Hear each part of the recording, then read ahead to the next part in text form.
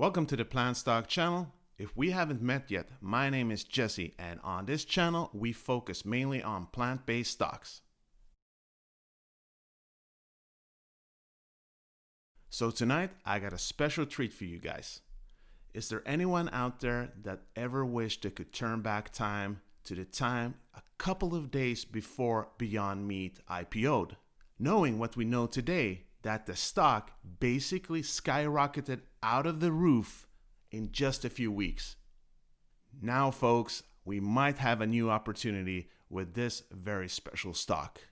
Obviously, the stock I'm talking about is Very My Berry, the very good food company. Now, obviously, there's a huge difference. This is a small cap company, so it's only a penny stock. Now, in my opinion, the risk might be higher, but that only means that the rewards will be that much higher as well. So guys, if you are as excited as me to have this opportunity, please stay tuned as I cover it for you tonight. Now, since there's quite a lot of information to cover, I've decided to put this first look into two parts. So in this first part, I'm mainly going to focus on their investor page. So what is the Very Good Food Company? Well, it's a plant-based company that mainly produces plant-based meats. It's a company that's existed for about 5 years now, and they have their own restaurant on Victoria Island outside of Vancouver. Although it's a small cap company, it has already proven itself, especially when Rona hit the fence around March, April. When it became evident that their brand was a company that will be there for you when you needed them, their e-commerce sales blew to the roof. Now let's take a look at the Very Good Food Company's ticker symbol. It's Very, and it trades on the Canadian SEC, which is not weird since it's a Canadian company, right? And at the time of the recording, it's actually worth around 4.1 Canadian dollars. Now, the company IPO'd around the 18th of June and shot up to begin with up to $2.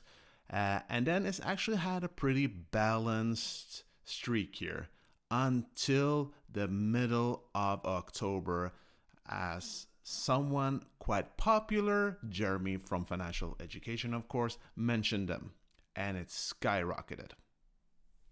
Now, if you're not interested in investing in Canadian stocks, well, you have the opportunity to invest through the OTC, which is the ticker symbol VRYYF.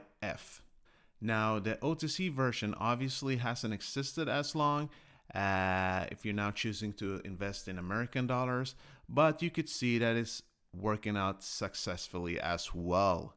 So you shouldn't really need to worry if you choose to do the OTC version. Me personally, I'm invested in Very, the Canadian stock. So guys, let's have a look at Very My Berry, the Very Good Food Company.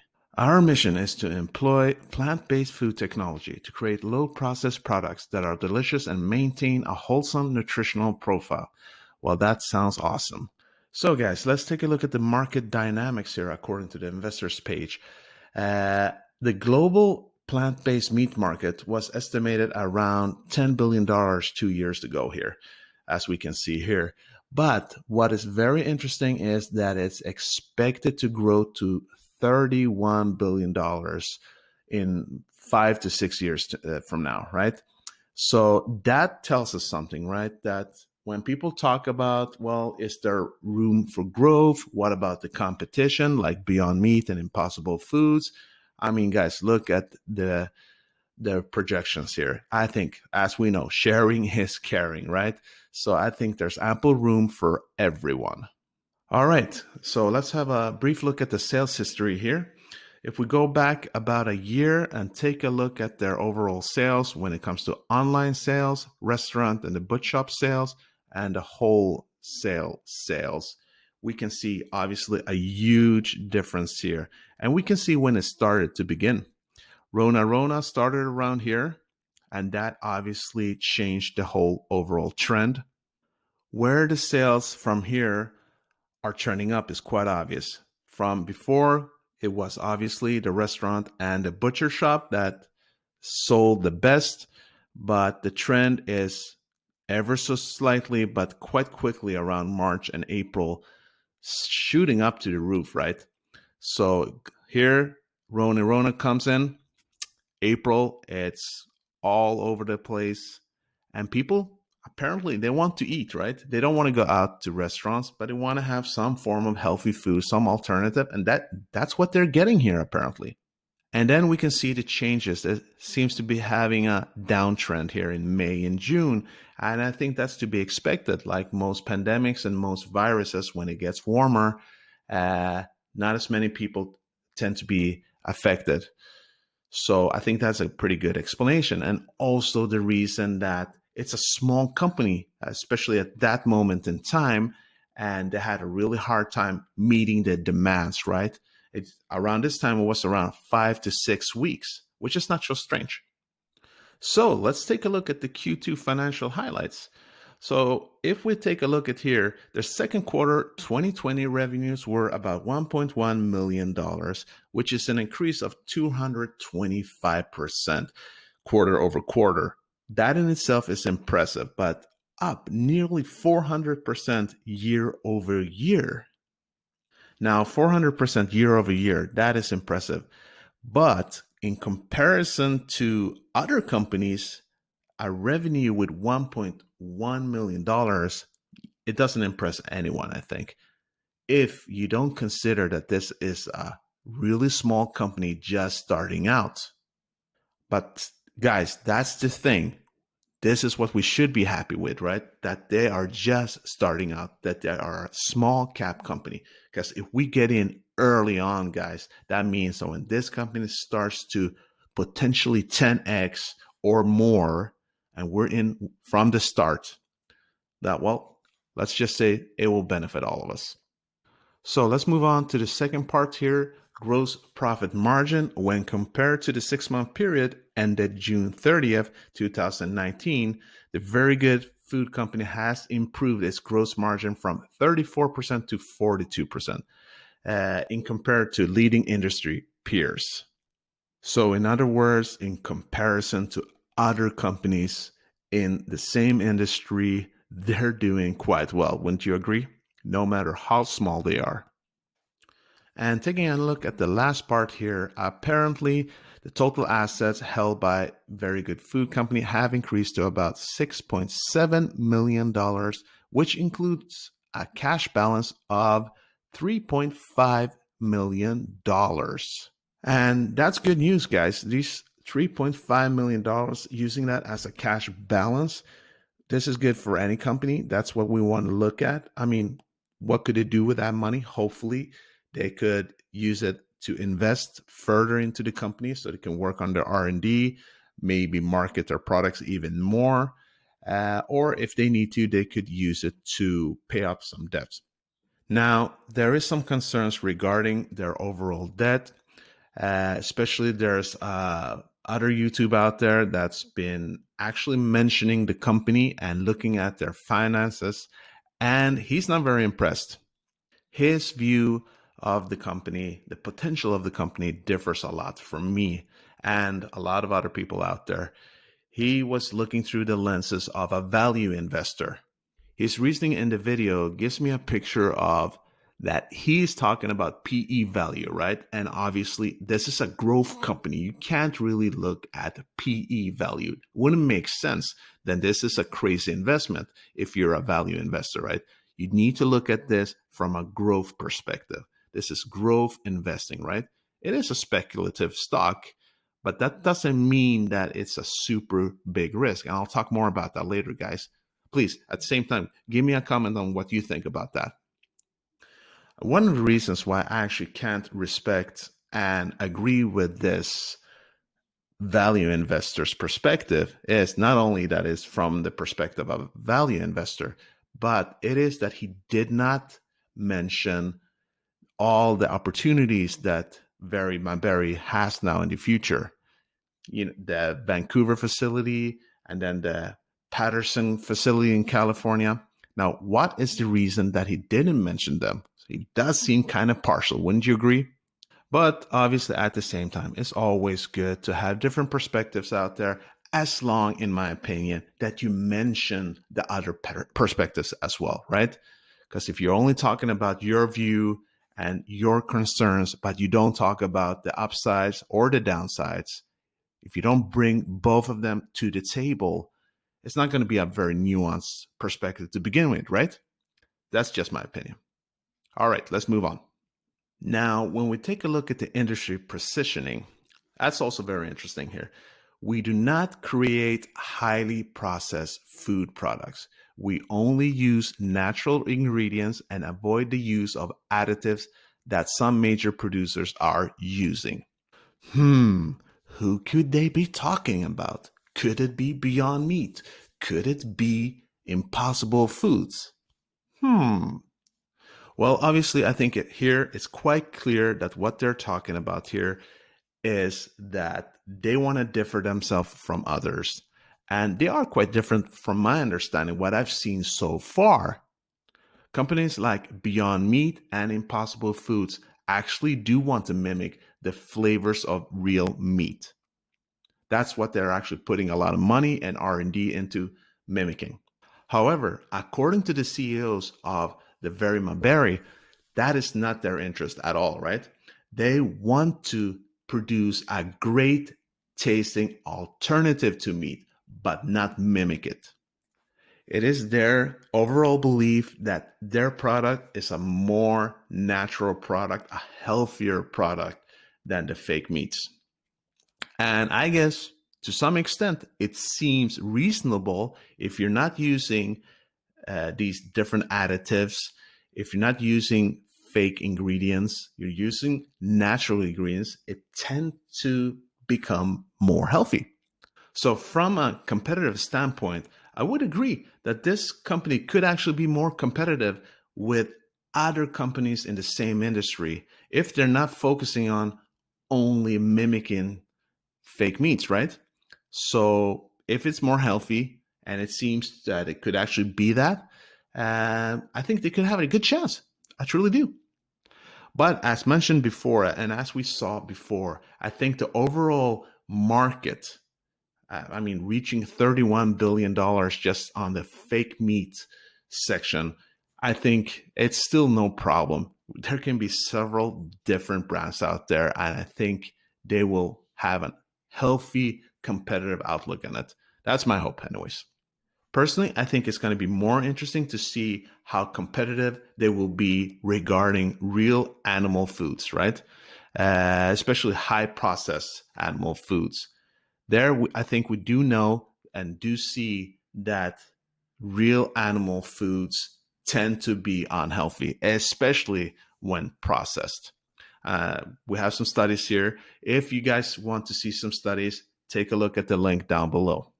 Now, as you might be aware of, the Very Good Food Company's brand name is the Very Good Butchers.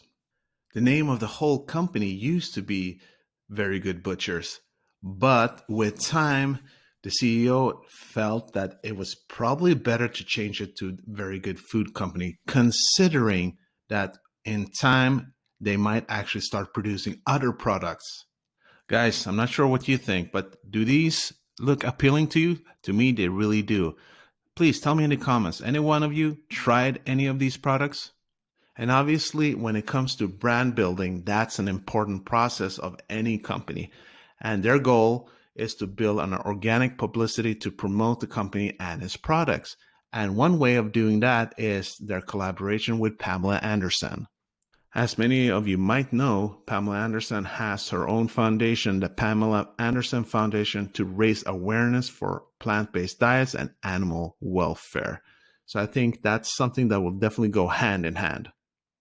And something that's been on my mind for a while is what they actually highlight here, that it's a roadmap and template for future celebrity collaborations, which is a smart move, in my opinion, if you really want to grow the brand.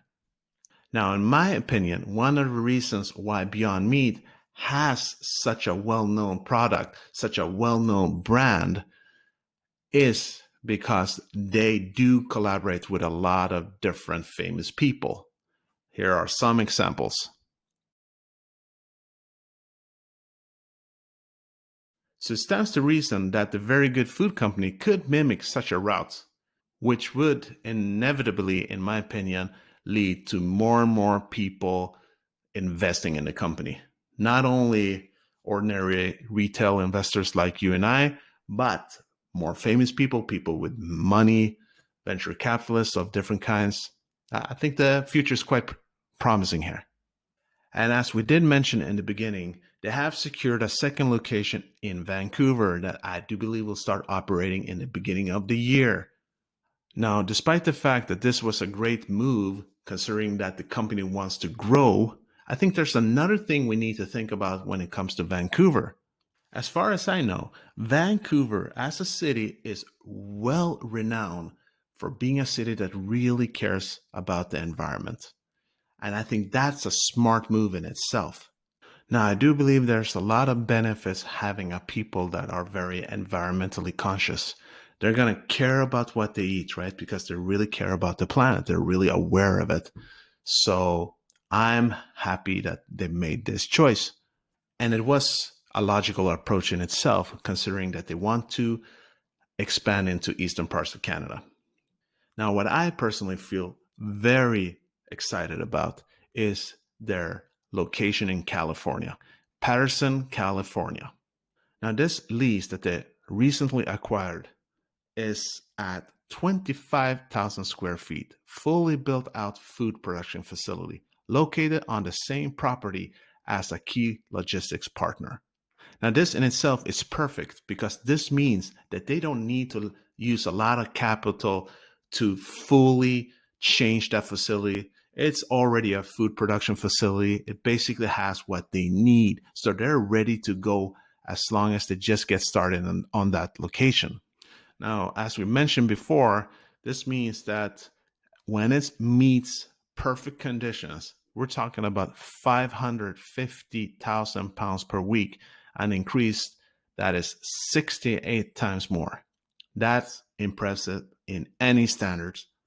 Again, obviously, we need to point out this is under perfect conditions when it's maxing out, right? When they have enough people buying. And that is something we expect to find, right? That's what we want to happen. And for everything we've seen so far, considering that they're selling out constantly, I don't see why this couldn't happen. For quite some time now, Mitchell Scott has been talking in interviews that he seriously wants to expand the company aggressively, and he wants to expand it into the US to begin with. And using California is the perfect approach in my perspective, considering that California already has a huge population that eats a lot of plant-based food and has a population that are curious about different forms of food. It makes perfect sense, right? Considering the capacity of this facility, I think they could actually be here for quite some time until they need to expand to another facility somewhere in the US or hopefully in Europe with time. Now let's look at other parts of the leadership here. And we have Celeste Trujillo, who's the Associate Director of R&D. She actually has an interesting background here, working as a scientist with Daya. Daya in itself has, for the longest time, been a huge vegan company in the US. I've actually had a couple of their products here where I live, and they do taste great, I think. So I think it's fantastic that they have someone who's working with R&D that has that vast experience. And here we have the other co-founder, James Davison, who's actually the chef who's designed all of these products. He's been working as a professional chef for 12 years in high-end restaurants in England and Canada. And when looking into their COO, we have Brian Greenleaf, who does seem to also have a quite extensive background and quite interesting. He played a key role in creating the world's largest medical marijuana company. Now, I'm not sure if that's a good or bad thing, but I think if we look into Planet 13 and we know anything about where these other forms of plant stocks are heading, I do believe that this guy might know what he's doing. And now just taking a quick look here at the overall things they're planning to do for the future.